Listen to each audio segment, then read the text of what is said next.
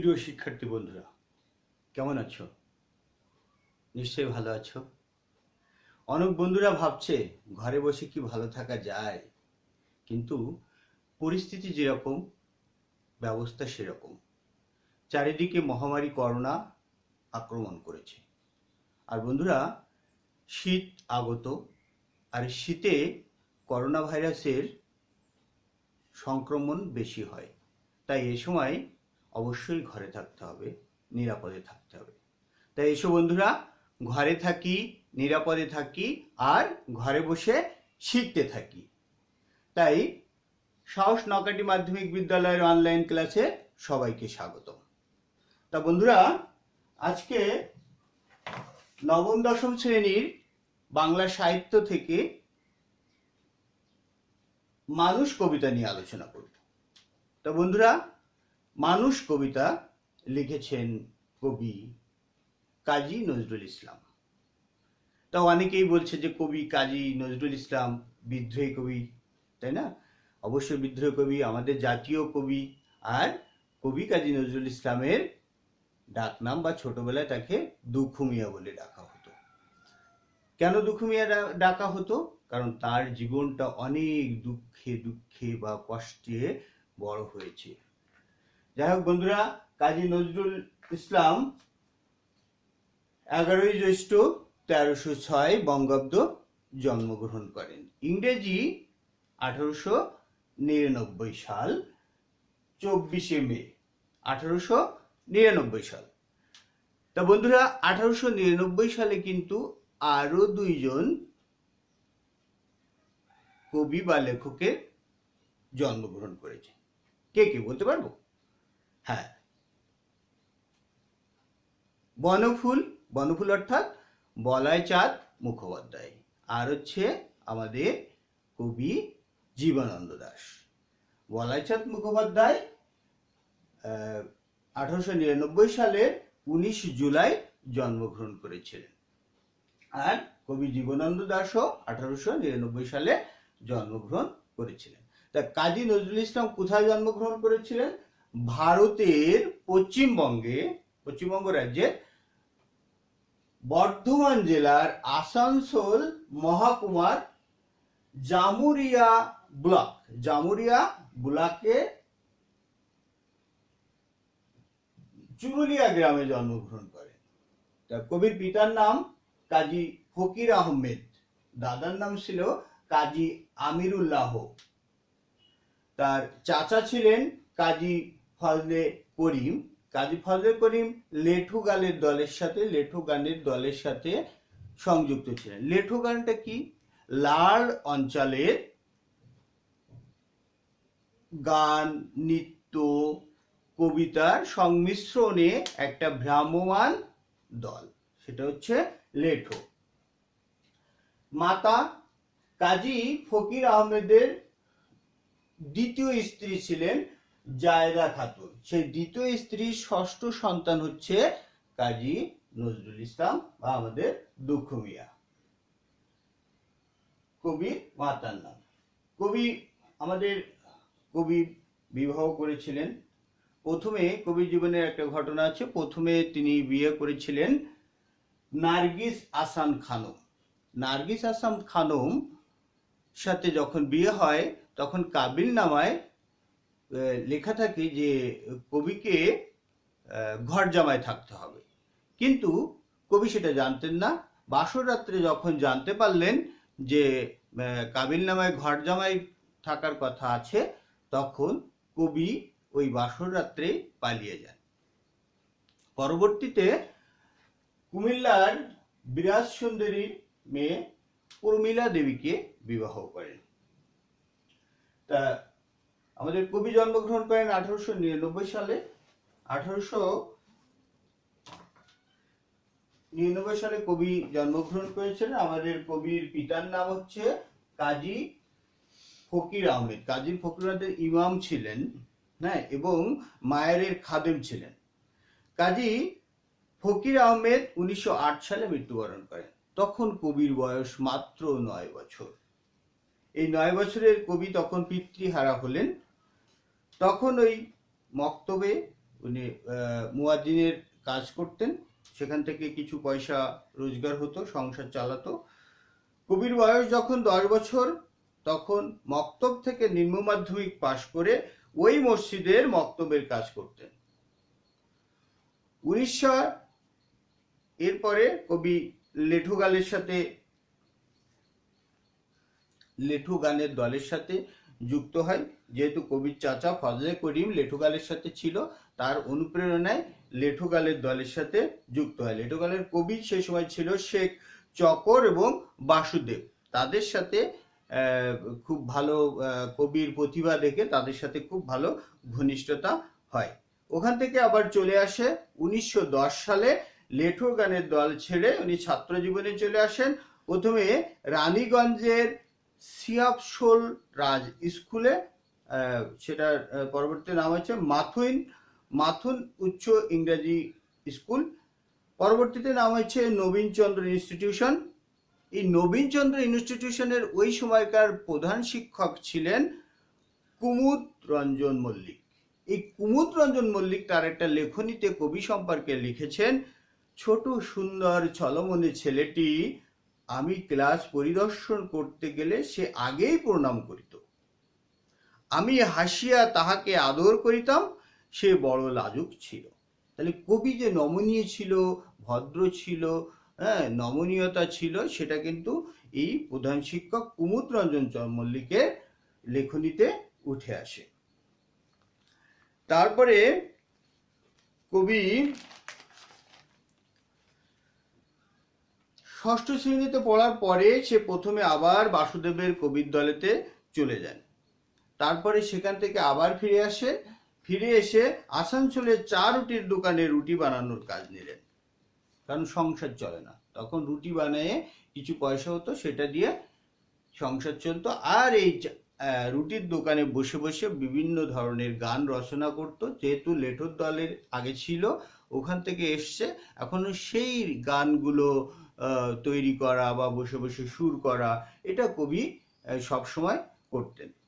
তা দারোগা রফিকুল্লাহ তার এই প্রতিভায় মুগ্ধ হয়ে 1914 সালে 14 খ্রিস্টাব্দে ময়মনসিংহ জেলার ত্রিশালের দরিরামপুর স্কুলে 7ম শ্রেণীতে ভর্তি করে দেন। 1915 সালে আবার রানীগঞ্জের সিয়ানশোল রাজ স্কুলে ফিরে যান, তখন 8ম শ্রেণীতে। 8ম শ্রেণীর পরে 9ম শ্রেণীতে উঠলেন। 1917 পর্যন্ত পড়াশোনা করেন, 1917 সাল পর্যন্ত পড়াশোনা করেন, কিন্তু 17 সালের শেষের দিকে টেস্ট পরীক্ষা না দিয়ে সেনাবাহিনীতে সৈনিক হিসেবে যোগদান করেন। মানে প্রথম মহাযুদ্ধে তিনি সেনাবাহিনীতে চলে যান। সেনাবাহিনীতে প্রথমে সৈনিক হিসেবে যোগদান করেন, পরে পদোন্নতি হয়ে হাবিলদার হয়ে যান। উনি ছিলেন হচ্ছে 49তম বেঙ্গল রেজিমেন্টে এবং করাচিতে যান। পরে যুদ্ধ শেষ হয়ে গেলে 1920 সালে মার্চ এপ্রিলের দিকে চলে আসেন। এখন এই যে যুদ্ধে যাওয়ার সময় কবি এই দেশের দুরাচার অত্যাচার বিরুদ্ধে কবি লেখালেখি করেন এবং তার কবিতা বের হয়। সেই সময় তার মূলত কবির যে প্রতিভা সেটা হচ্ছে প্রকাশিত হয়। তখন থেকে কবির নাম হয়ে যায় বিদ্রোহী কবি। কি কবি? বিদ্রোহী কবি। আমাদের বিদ্রোহী কবি অনেক নাটক, উপন্যাস, কাব্যগ্রন্থ, প্রবন্ধ লিখেছেন। তার মধ্যে উল্লেখযোগ্য হচ্ছে অগ্নিবীণা, বিষের বাসি, ছায়ানট, প্রলয় শিখা, চক্রবাক, সিন্ধু হিন্দোল, এগুলো তার উল্লেখযোগ্য গ্রন্থ। ঠিক আছে, এবার হচ্ছে ব্যথার দান, রিক্তের বেদন, শিউলিমালা, মৃত্যু ক্ষুধা, কোহেলিকা, গল্প এবং উপন্যাস। তার প্রবন্ধ আছে যুগবাণী, দুদিনের যাত্রী, রাজবন্ধী, জবানবন্ধী, এগুলো হচ্ছে তার প্রবন্ধ। কবি সাহিত্যকর্মের জন্য অনেক পুরস্কার পেয়েছেন।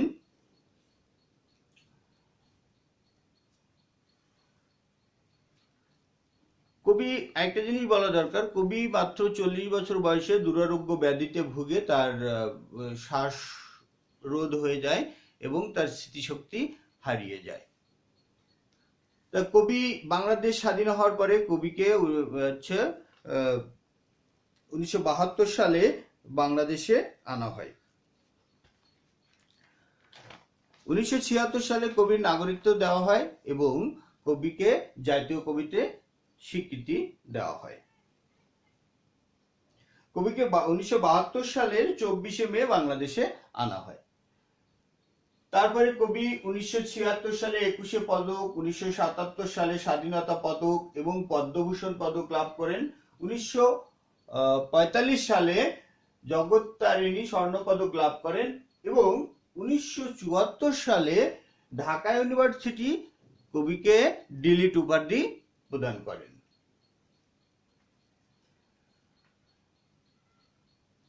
কবির একটা গান ছিল, সেই গান হচ্ছে, মসজিদেরই পাশে আমার কবর দিও ভাই, যেন গোরের থেকে মুয়াজ্জিনের আজান শুনতে পাই। তাই কবির মৃত্যুবরণের পরে যথারীতি সামরিক বাহিনীর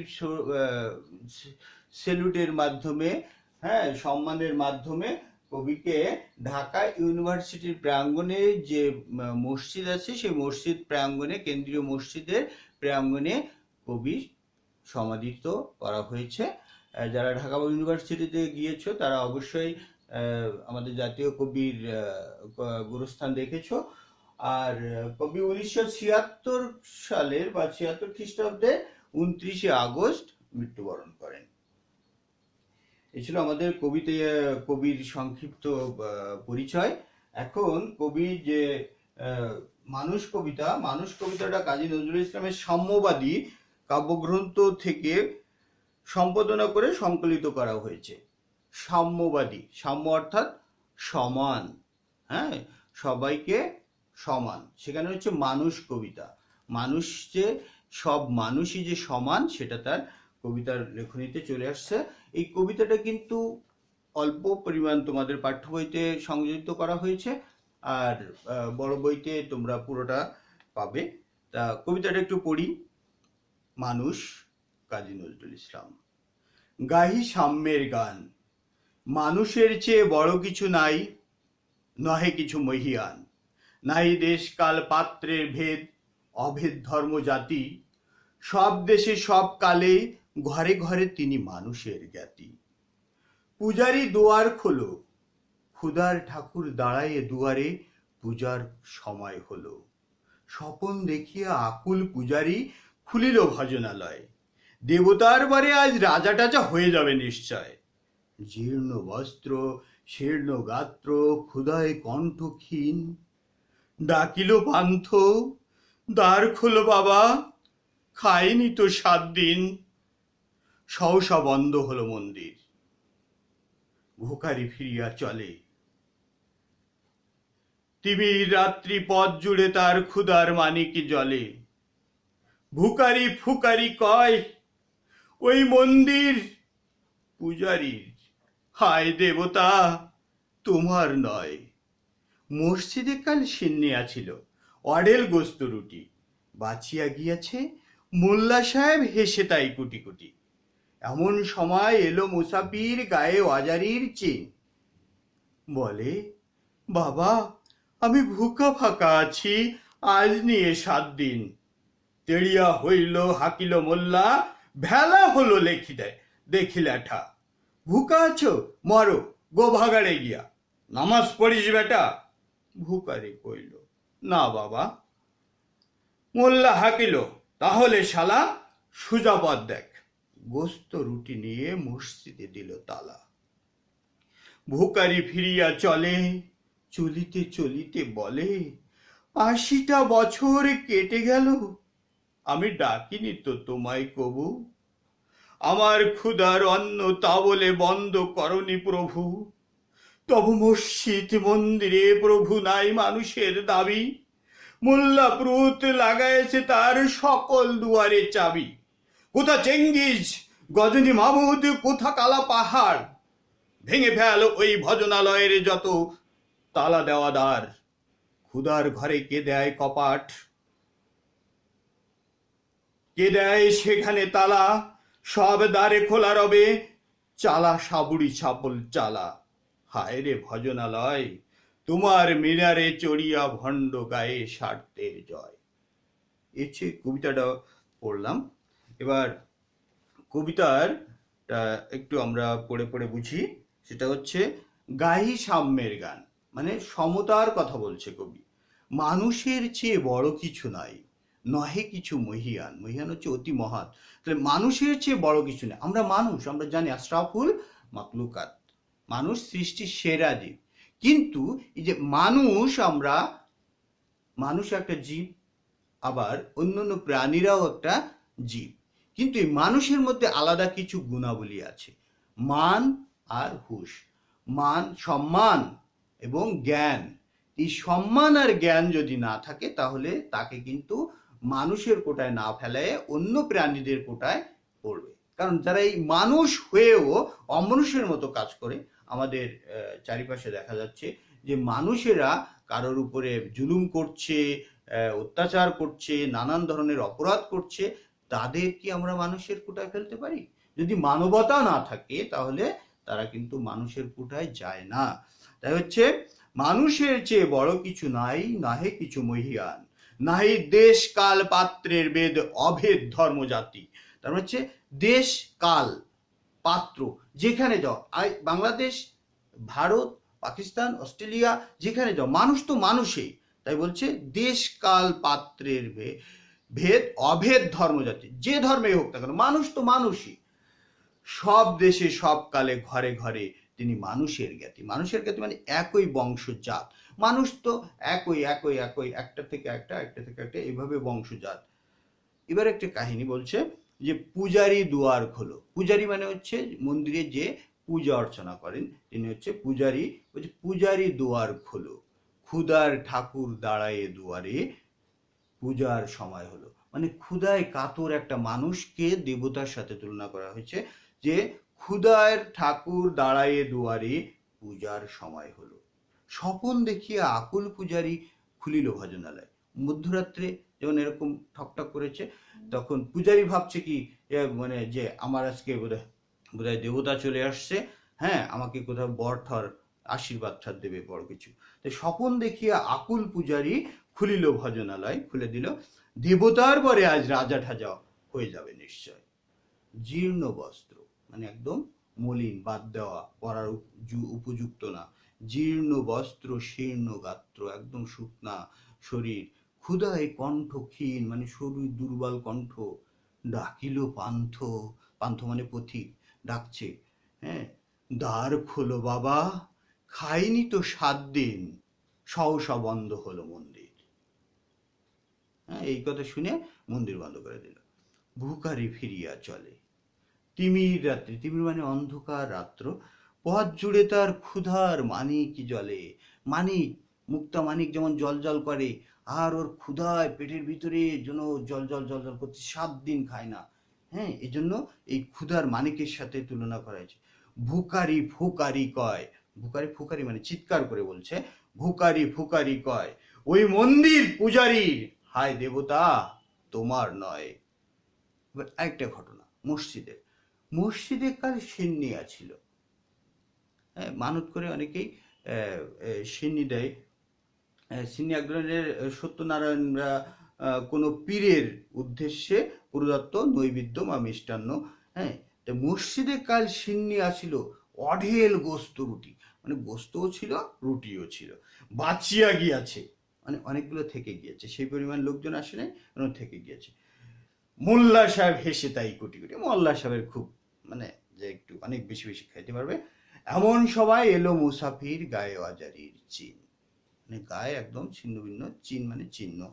বলে, বাবা আমি ভুকা ফাঁকা আছি, আজ নিয়ে 7 দিন, মানে আমি 7 দিন ধরে পেটটা খালি আছে, ক্ষুধার্ত আছি। তেড়িয়া হইল হাকিল মোল্লা, মোল্লা তেড়ে উঠেছে। বলছে, ভেলা হলো দেখি লাঠা, মানে খুব একটা জ্বালা যন্ত্রণা হলো দেখি। হ্যাঁ, ভুকা আছো, মরো, গোভাগাড়ে গিয়া। গোভাগাড়ে হচ্ছে আগের কালে যেখানে গরু মোষ মৃত্যু হলে যেখানে ফেলা হতো, সেটা হচ্ছে গোভাগাড়। হ্যাঁ, এবার বলছে, নামাজ পড়িস বেটা। ভুকারি কইল, না বাবা, মোল্লা হাঁকিল, তাহলে শালা সোজা পথ দেখো, তার মানে সোজা চলে যাও। গোস্ত রুটি নিয়ে মসজিদে দিল তালা, মানে গোস্ত রুটি নিয়ে মসজিদে তালা আটকিয়ে দিল। বুকারি ফিরিয়া চলে, চলিতে চলিতে বলে, 80টা বছর কেটে গেল, আমি ডাকিনি তো তোমায় কবু। বলছে এই বুকারির পথিকের পান্থের বয়স কত? 80 বছর। তা 80 বছর কেটে গেল, বলছে আমি তো হে আল্লাহ তোমাকে কখনো ডাকিনি, আমার ক্ষুধার অন্ন তা বলে বন্ধ করনি প্রভু। তার মানে এতদিন তো আমার ক্ষুধার অন্ন বন্ধ করনি, তবে মসজিদ মন্দিরে প্রভু নাই মানুষের দাবি। তার মানে আমরা এই যে ক্ষুধার্ত মানুষ, যেখানে মসজিদে মানুষের মানবতা শেখায়, মন্দিরে মানুষের মানবতা শেখায়, মানুষকে সঠিক পথ দেখায়, সেখানে কি হলো? সেখানে অনারীকে আহার দিল না। তাই বলছে তব মসজিদ মন্দিরে প্রভু নাই মানুষের দাবি, মোল্লা পুরুত লাগাইছে তার সকল দুয়ারে চাবি। তার মানে সেখানে মানবতার দুয়ারে চাবি লাগিয়ে দিয়েছে। কোথা চেঙ্গিস? সেই চেঙ্গিস খান, বিদ্রোহী চেঙ্গিস খানের কথা বলছে। গজনী মামুদ, গজনী মামুদের, চেঙ্গিস খার আসলে নাম ছিল তমুজুদ্দিন। চেঙ্গিস খা অনেকগুলো রাজ্য জয় করে। গজনী মামুদ মানে গজনী সুলতান মাহমুদের কথা বলা হয়েছে, যিনি 17 বার ভারতবর্ষ আক্রমণ করেন এবং ধ্বংসলীলা চালান। তাদেরকে কালাপাহাড়, কালাপাহাড়ের প্রকৃত নাম হচ্ছে রাজচন্দ্র বা রাজকৃষ্ণ বা রাজনারায়ণ, যিনি ধারণা করা হয়েছে উনি ব্রাহ্মণ ছিলেন, পরবর্তীতে মুসলমান হয়ে প্রচুর পরিমাণ মন্দির ভেঙে ফেলায়। তাই এদেরকে ডাকছে কেন? এই মসজিদ মন্দিরকে ভেঙে ফেলায় ওখানে সাধারণ মানুষের স্থাপন করার জন্য। তাই বলছে কোথা চেঙ্গিজ গজনী মাবুদ, কোথা কালা পাহাড়, ভেঙে ফেল ওই ভজনালয়ের যত তালা দেওয়া দ্বার। ক্ষুধার ঘরে কে দেয়, কে কপাট লাগায়, কে দেয় সেটায় তালা, সব দ্বারে খোলা রবে, চালা হাতুড়ি শাবল চালা। হায় রে ভজনালয়, তোমার মিনারে সরিয়া ফন্ড গাহে স্বার্থের জয়। ভজনালয় মানে যেখানে প্রার্থনা করা হচ্ছে, মসজিদ মন্দির বা গির্জা ইত্যাদির কথা বলা হয়েছে। তা হচ্ছে তোমার মিনারে চড়িয়া, মানে ওই মসজিদের বা মন্দিরের যে মিনারে দাঁড়িয়ে স্বার্থের জয়, মানে স্বার্থ হাসিল করছে। সেরকম অনেকেই এখন এরকমও করে। তাই এই যারা স্বার্থ হাসিল করছে, এরা আসলে কি মানুষ? মানবতা আছে কি তাদের? নাই। তাহলে আমাদের মানুষ হতে হবে। দেখো, আমরা যদি পথ চলতে যাই, হঠাৎ করে কেউ যদি অ্যাক্সিডেন্ট করে বা পড়ে যায়, আমরা কিন্তু ঝাঁপিয়ে পড়ি, কারণ আমাদের মানবতা আছে, হৃদয় কেঁদে ওঠে, কারণ আমরা মানুষ তাই। কিন্তু তখন কি আমরা হিন্দু মুসলমান বিচার করি না, কারণ মানবতা আছে। সব মানুষ তো, সব মানুষই সমান। তাই ভেদাভেদ না করে মানুষের জন্য মানুষের পাশে দাঁড়াতে হবে। তা বন্ধুরা, এই ছিল আমাদের পাঠ। কাজী নজরুল ইসলাম ধর্ম বর্ণ নির্বিশেষে সকলকে সমতার কথা বলেছে। কাজী নজরুল ইসলামের লেখনীতে ফার্সি এবং বিভিন্ন ভাষার সমন্বয় করেছে। তিনি অনেক শ্যামা সঙ্গীত লিখেছেন। এখন শ্যামা সঙ্গীত লেখার ফলে আবার উনি অনেক গজল লিখেছেন। তখন কাজী নজরুল ইসলামকে অনেকেই অনেক ধরনের কথা বলতো, কেউ বলতো জবন বলতো। তখন তিনি একটা লেখনী লিখেছে, কেউ বলেন আমার বাণী জবন, কেউ বলে আমার কাফের, আমি বলি ও দুটোর কোনোটাই নাই, আমি শুধু হিন্দু মুসলমানকে এক জায়গায় ধরে নিয়ে হ্যান্ডশেক করানোর চেষ্টা করছি, গালাগালিকে গলাগলিতে পরিণত করার চেষ্টা করছি। তাহলে কাজী নজরুল ইসলাম এই যে ধর্ম বিরোধ নিয়ে মানুষের মধ্যে ভেদাভেদ, এই ভেদাভেদকে তিনি এক কাতারে দাঁড় করিয়েছেন। এই ছিল আমাদের আজকের আলোচনা। বাড়ির কাজ থাকবে হচ্ছে যে এরকম মানুষ হয়ে যারা অমানুষের মতো কাজ করে, মানবতাহীনতার কাজ করে, এরকম একটা গল্প লিখবে। ঠিক আছে বন্ধুরা, ভালো থাকবে, ঘরে থাকবে, সুস্থ থাকবে আর নিয়মিত পড়াশোনা করবে। ধন্যবাদ সবাই।